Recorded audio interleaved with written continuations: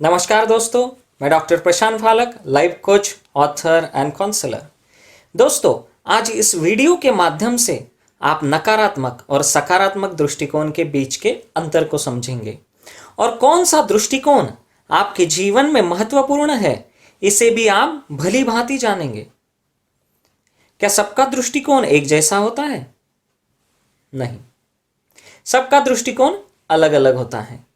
किसी का नकारात्मक तो किसी का सकारात्मक, और इनमें बहुत बड़ा अंतर भी होता है।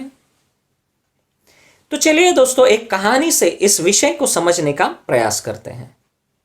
कुछ वर्ष पूर्व एक गुरुकुल में आचार्य भगीरथ ने अपने कुछ शिष्यों की परीक्षा लेने की सोची।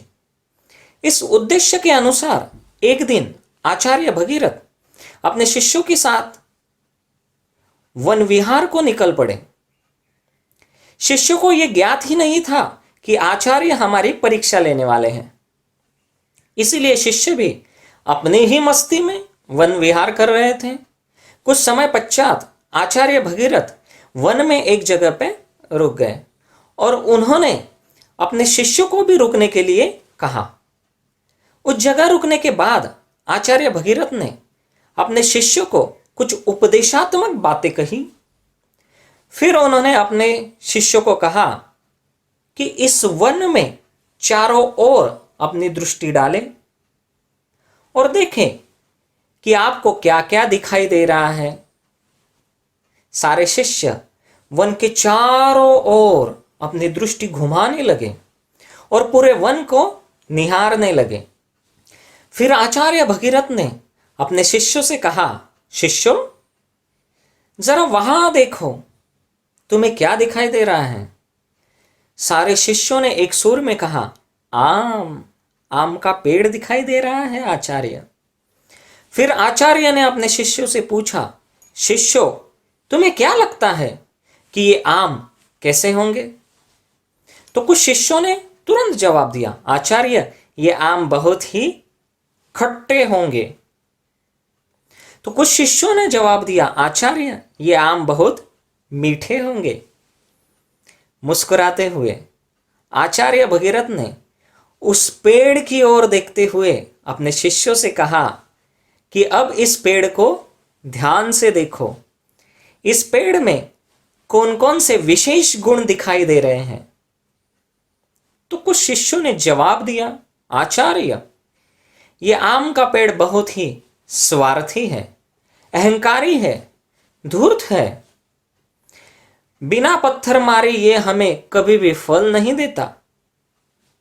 फिर आचार्य ने मुस्कुराते हुए पूछा, तो शिष्यों, आपने इससे क्या सीखा? तब उन शिष्यों ने जवाब दिया, आचार्य, इस आम के पेड़ से आम पाने के लिए इसे पत्थर मारना ही पड़ेगा।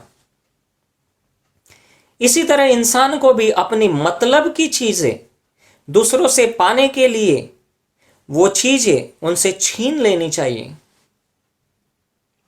फिर मुस्कुराते हुए अन्य उर्वरित शिष्यों की ओर देखते हुए आचार्य भगीरथ ने फिर से वही प्रश्न पूछा, इस पेड़ को ध्यान से देखकर तुम बताओ शिष्यों कि तुम्हें इस पेड़ में कौन कौन से विशेष गुण दिखाई दे रहे हैं?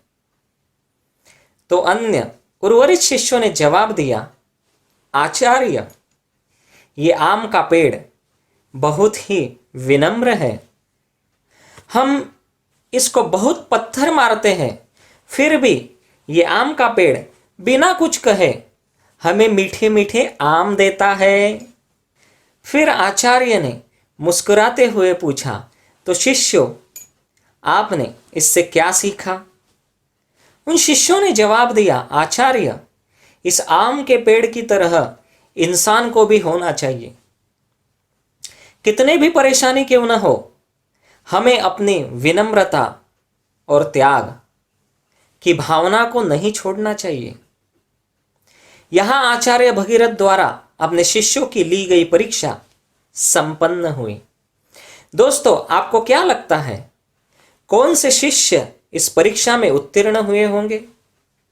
जी हां दोस्तों, सकारात्मक दृष्टिकोण रखने वाले शिष्य ही इस परीक्षा में उत्तीर्ण होकर सफल हुए। शिष्यों की परीक्षा पूर्ण होने के बाद मुस्कुराते हुए आचार्य भगीरथ ने सकारात्मक दृष्टिकोण से जवाब देने वाले शिष्यों की तारीफ करते हुए नकारात्मक दृष्टिकोण रखने वाले शिष्यों से कहा, शिष्यों, तुम्हें इनसे सीखना चाहिए।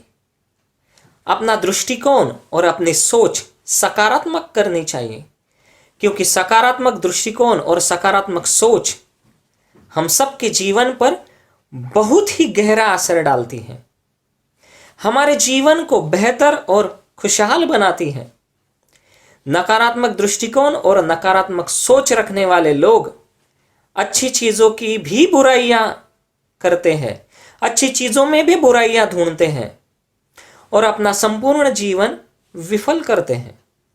इसीलिए शिष्यों, तुम अपना दृष्टिकोण और अपनी सोच सकारात्मक रखो, ताकि तुम एक बेहतर और एक खुशहाल जीवन जी सको। तो दोस्तों, आज आपने ये समझा कि नकारात्मक और सकारात्मक दृष्टिकोण के बीच का क्या अंतर है और कौन सा दृष्टिकोण आपके लिए महत्वपूर्ण है। तो दोस्तों, आज ही अपने दृष्टिकोण को और अपनी सोच को सकारात्मक बनाइए और अपने जीवन में कुछ अद्वितीय करके दिखाइए। मेरी शुभकामनाएं हमेशा आपके साथ हैं। यदि आपके पास इस वीडियो से संबंधित कोई प्रश्न है तो आप इस वीडियो में दिए गए नंबर पर हमसे संपर्क कर सकते हैं। दोस्तों, अगर आपको यह वीडियो पसंद आया हो तो इस वीडियो को लाइक करें और ज़्यादा से ज़्यादा लोगों के साथ इसे शेयर करें, ताकि उनके व्यक्तिमत्व विकास में आपका भी योगदान हो। दोस्तों, किसी की सहायता करना ही सहायता पाने का एकमात्र तरीका है। धन्यवाद। आपका दिन शुभ हो। शुभम भवतु।